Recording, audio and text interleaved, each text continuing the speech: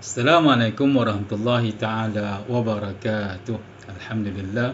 Wassalatu ala Rasulillah wa man tabi'ahu walah. Alhamdulillah.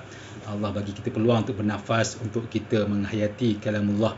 Moga-moga tuan-tuan dan perempuan, walaupun usaha kita kecil, kan kita buat setiap malam hanya 10 minit ke 15 minit. Moga Allah rahmati hidup kita. Baik. Tuan-tuan dan perempuan, Al-Quran ni satu mukjizat yang kekal sampai ke hari ini. Mukjizat Nabi SAW yang kekal sampai ke hari ini. Kita katakanlah berlaku kematian dalam keluarga kita meninggal, mungkin ayah, mungkin mak, anak, isteri, suami dan sebagainya. Apa kita akan buat?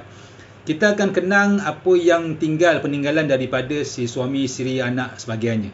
Kan kita akan tengok, kita akan baca, mungkin dia ada apa tulisan dekat status yang ke Facebook sebagainya, kita akan baca. Itu tanda kenangan, tanda kita sayang, tanda kita ingat, kan? Tapi Nabi SAW telah wafat lama, 1400 tahun yang lebih yang lalu. Dan apa tu yang tinggal hanyalah mukjizat Al-Quran. Bermaksud kita kena baca selalulah, kan? Tak semesti kena buka Al-Quran, tapi kalau buka lebih baik. At least baca dalam hati, baca di mulut, kan? Siapa yang uzur tu tak boleh baca dalam hati, kan? Apa kenang dan tadabbur sebagainya. Sebab itu Al-Imam bukan sekadar mengajak tuan-tuan dan perempuan untuk talaqi online. Sebab sekarang ni kita alhamdulillah kita boleh online. Dulu susah. Dulu terus terang masa saya dekat Jordan, nak cari guru yang boleh ngajar talaqi setiap hari, ya Allah ya Rabbi, payah. Kita ada masa, dia tak ada masa, kan? Kadang-kadang apa tu, bila kita ada masa, dia ada masa, tiba-tiba kawan orang lain pula ambil masa tu. Sebab nak pergi talaqi ke rumah guru dulu masa di Jordan, kena buat appointment, dan zaman saya tak ada handphone, kan? Kita kena pergi rumah dia, beritahu, kadang kita pergi tak ada rumah sebagainya, susah. Hari ni alhamdulillah, ya alhamdulillah, kita boleh call, kita boleh WhatsApp, kita minta, Ustaz tolong bagi masa sikit, 2 jam 3 jam, kan? Kalau nak talaqi lama lah, dan 10 minit pun jadi, kan? Talaqi secara berdepan. Kenapa? Sebab sunnah talaqi berdepan. Talaqi bertentangan mata ni apa tu adalah sunnah. Sebab Nabi SAW bertalaqi dengan malaikat Jibril setiap setahun sekali. Setiap setahun sekali Nabi talaqi dengan malaikat Jibril, kan? Nabi baca, malaikat Jibril dengar, dan malaikat Jibril baca, Nabi dengar. Setiap tahun talaqi, kan? Kita hari ni alhamdulillah kita boleh online. Jadi Al-Imam tambah lagi untuk sekadar bukan sekadar buat kelas talaqi, tapi buat pula kelas tafsir yang satu hari satu ayat. Sebab Al-Imam bukan sekadar kelas mengaji. Kami buat pula tafsir larut malam. Kenapa pukul 10 malam? Supaya sebelum kita tidur, kita dah hampar tempat tidur sebagainya, dah bergigi, dah semayang witir sebagainya.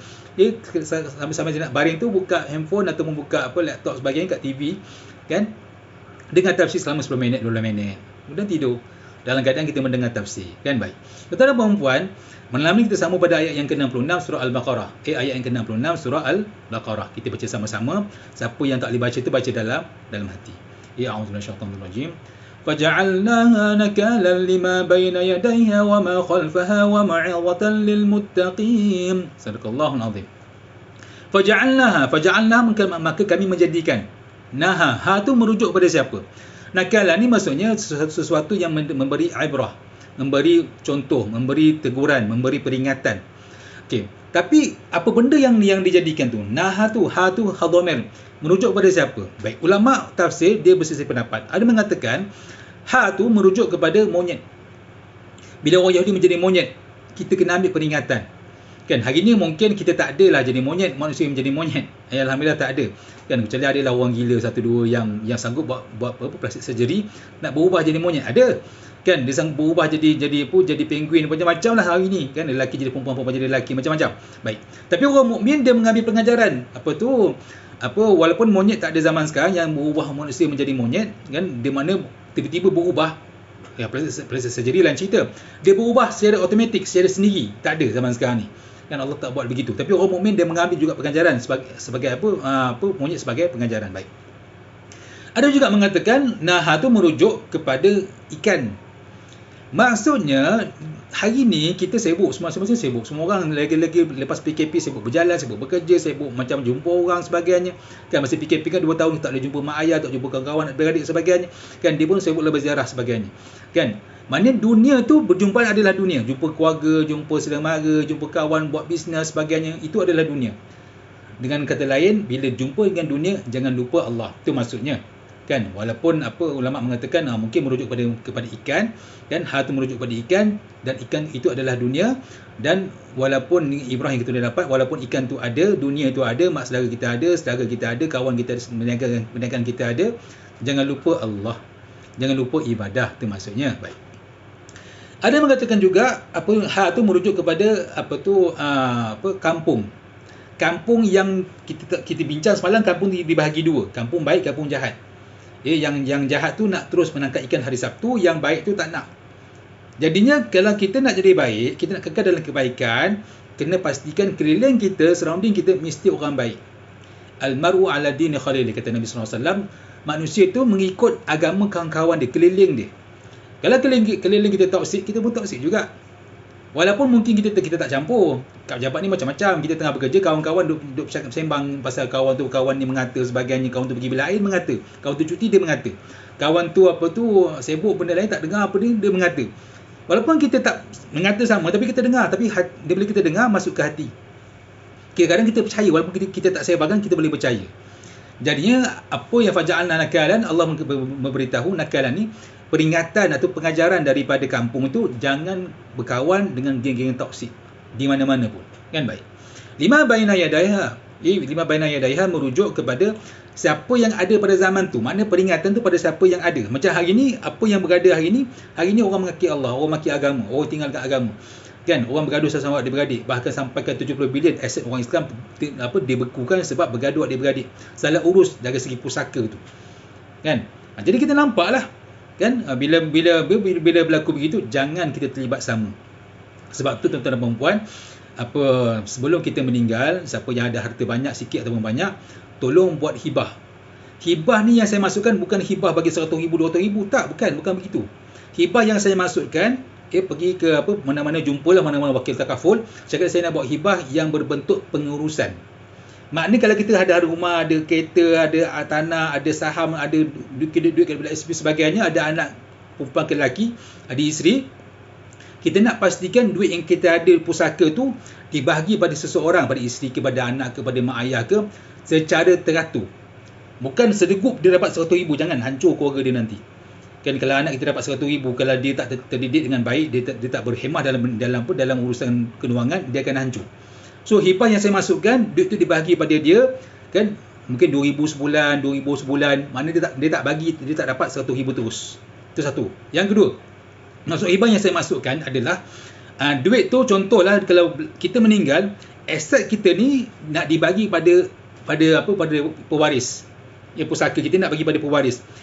Kos untuk tukar nama tu dia perlukan duit. Tukar nama rumah, tukar nama kereta, nama saham, semua tu perlukan duit. Jadi hibah yang saya masukkan adalah 100,000, 200,000, tak kisahlah berapa banyak yang tuan-tuan nak buat, supaya duit tu boleh tampung kos penukaran nama. So duit tu tak dibekukan, harta aset tu tak dibekukan. Itu masuk hibah. Ya, baik. Jadinya lima baina yadaiha, kita mengambil pengajaran apa yang berlaku pada zaman sekarang. Ya, begitu. Kalau zaman orang Yahudi tu berlaku waktu monyet manusia bertukar jadi monyet. Yang keliling ataupun hidup zaman tu mengambil pengajaran, jangan buat benda yang sama, nanti jadi monyet. Zaman hari ni antara boleh kita ambil pengajaran, jangan bergaduh pasal pusaka. Kan, saya sebut kenapa? Sebab pada saya balik tahun 96, balik daripada Mesir. Masa tu aset Islam orang Islam yang dibekukan sebanyak 30 bilion. Tahun ni 2022, aset orang Islam yang dibekukan sebanyak 70 bilion, naik 40 bilion. Dulu 30, sekarang naik 70. 40 bilion meningkat. Kan, sayang aset yang banyak tu dibekukan. Kalau kita bagi aset tu seorang 1,000 untuk buat wakaf sebagainya, dah banyak pahala yang kita dapat. Kan, baik. Kemudian kata Sayyidina Abdullah bin Abbas, lima baina yadaiha bermaksud memberi peringatan tentang hukuman yang Allah bagi pada kaum tu kepada orang lain. Kita nampak benda tu berlaku depan mata kita, kita kena beri peringatan kepada orang lain yang tak ada pada keadaan tu waktu itu ataupun selepas zaman tu. Maknanya bila kita nampak sesuatu hukuman yang Allah turunkan kepada satu kaum, pada satu tempat sebagainya, kita kena beri peringatan kepada orang lain supaya orang lain tak kena juga. Contohlah kita nampak jalan tu berlubang, jalan tu licin sebagainya. Apa kita buat? Kita berhenti tepi jalan, kita lambai ataupun kita buat beacon ataupun kita bagi lampu amaran. lampu amaran signal dan sebagainya supaya orang slow, orang tak lalu jalan tu. Itu maksudnya, kan? Baik. Wa ma khalfaha, maksudnya peringatan kepada orang yang datang kemudian. Macam hari ni kita tahu orang Yahudi zaman dulu hari Sabtu kena ibadah, kena pergi masjid sebagainya, dia tak pergi, Allah hukum, kan, menjadi beruk sebagainya. Hari ni kita hari Jumaat kita beri peringatan kepada kawan-kawan yang tak pergi sembang Jumaat tu, bagi tahu kau jangan, walaupun mungkin muka tak berubah jadi beruk, tapi boleh perangai jadi beruk, kan? Sebab apa? Sebab disebut Allah sebut dalam surah Al-A'raf, ada manusia yang ada telinga tapi tak dengar, ada mata tapi tak melihat, ada mulut tapi tak ada hati tapi tak boleh nak menghayati. Ya, ulaika kal an'am, kata Allah. Mereka ni macam binatang. Mungkin rupa handsome, cantik, tapi sebabkan hatinya mati, rupanya dia punya dia punya batiniah ataupun rohaniah dia dah macam binatang, balhum adhal, kata Allah, dan mereka lebih buruk daripada binatang. Nauzubillah min dzalik. Baik. Wa ma'idhatan lil muttaqin, maksudnya apa yang berlaku pada zaman dahulu menjadi peringatan, pengajaran kepada orang yang bertakwa. Dengan kata lain, tuan-tuan dan puan-puan, orang bertakwa ni setiap benda yang berlaku kecil ataupun besar, baik ataupun buruk, dulu ataupun sekarang dan akan datang, semua menjadi peringatan pada kita. Kita pernah silap sekali, kita akan ulang 2 kali. Ya. Sebab tu apa disebut dalam hadis, la yuldaq mu'min min juhrin wahidin maratain. Orang mukmin takkan buat silap yang sama 2 kali. Kan? Fahamlah. Silap-silap yang besar-besar ni, kecil ni biasa lah. Ya, kecil-kecil ni kadang-kadang kita tak nampak. Orang macam saya sebut sebelum ni, orang lelaki ni mata payah nak jaga. Silap-silap ni dia tak ada kira, tapi silap yang besar-besar. Kan, contoh kita silap beli barang. Kan, beli barang yang mahal-mahal ni, beli kereta sebagai silap. Kan, orang mukmin takkan buat silap yang sama 2 kali. Kan, orang mukmin takkan ditipu 2 kali yang sama. Kan, baik. Jadi tuan-tuan dan puan, apa yang kita dapat belajar di sini adalah daripada disebut dalam pepatah Arab, al-labib bil isyarah yafham. Orang yang cerdik dengan isyarat dia dah faham. Dan lagi Allah sebut dalam Al-Quran, orang mukmin, orang cerdik ni kata dalam pepatah Arab, dia dengan isyarat, dengan bagi signal dia dah faham dah apa maksud yang sebenar. Kita berdehem, kita main mata, begitu dia dah faham apa yang orang nak maksudkan. Lagi-lagi orang bertakwa, Allah dah bagi peringatan depan mata begini, lagi-lagi dia akan faham. Sebab tu orang bertakwa dia takkan buat silap yang besar yang sama 2 kali ataupun lagi-lagi berkali-kali. Baik. Tuan-tuan dan puan-puan, apa lagi yang boleh kita faham daripada ayat ini tadi adalah Allah nak beritahu ayat ini menjadi saksi, menjadi hujah ke atas kita. Maknanya Allah nak beritahu, aku dah beritahu kamu kesilapan orang Yahudi zaman dahulu, jangan ulang, jangan buat benda yang sama. Kita tuan-tuan dan puan, antara kesilapan orang zaman dahulu adalah kurang membaca kitab-kitab Allah. Orang Yahudi kurang membaca Taurat sampai hilang Taurat. Hari ni Quran tak hilang, tapi kita hilang daripada berdepan dengan Al-Quran, bersama dengan Al-Quran. Sebab tu Al-Imam mengajak tuan-tuan dan puan-puan, selain daripada talaki online, dan kami mengajak tuan-tuan dan puan-puan untuk terus mendengar kelas tafsir 1 hari 1 ayat. Sebab Al-Imam bukan sekadar kelas mengaji. Jadinya sebab tu kami buat kelas tafsir larut malam. InsyaAllah jumpa lagi pada malam esok. Dan sebelum penutup, kita baca balik ayat tadi, surah Al-Baqarah ayat yang ke-66. Siapa yang tak boleh baca dalam hati. Syaitanir-rajim. فَجَعَلْنَاهَا نَكَالًا لِمَا بَيْنَ يَدَيْهَا وَمَا خَلْفَهَا وَمَوْعِظَةً لِلْمُتَّقِينَ. Sadaqallahul azim. InsyaAllah pada untuk malam esok kita jumpa pada ayat yang ke-67. Apa maaf, wabillahi taufiq hidayah. Assalamualaikum warahmatullahi taala wabarakatuh.